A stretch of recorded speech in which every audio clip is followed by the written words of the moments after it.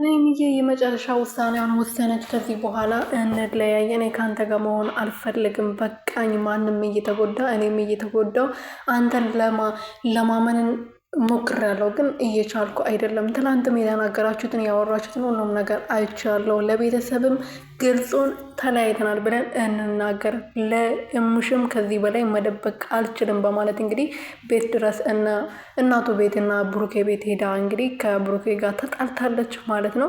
ብሩኬ ደግሞ እንድትረዳኝ ይፈልጋለሁ፣ አንቺ ካልተረዳሽኝ ማን ሊረዳኝ ይችላል ብለዋል። ሰላም ሰላም ቤተሰብ እንዴት ናችሁልኝ?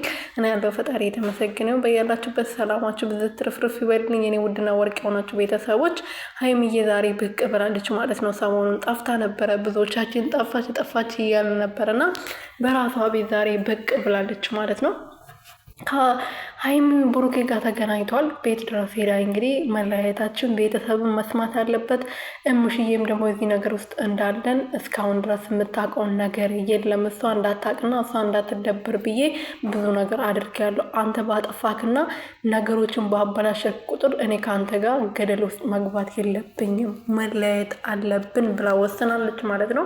ብሩኬ ደግሞ እናንተ መቼም አትለያዩም የኛ ሙቆች ማለት ነው። መለያየትም የለባችሁም እናንተ ሁለታችሁ ተለያያችሁ ማለት በጣም ነው የሚያስጠላው ማለት ነው። እና ብሩኬና ሀይሚዬ የኔ ወርቆች ማለት ነው አትለያዩም።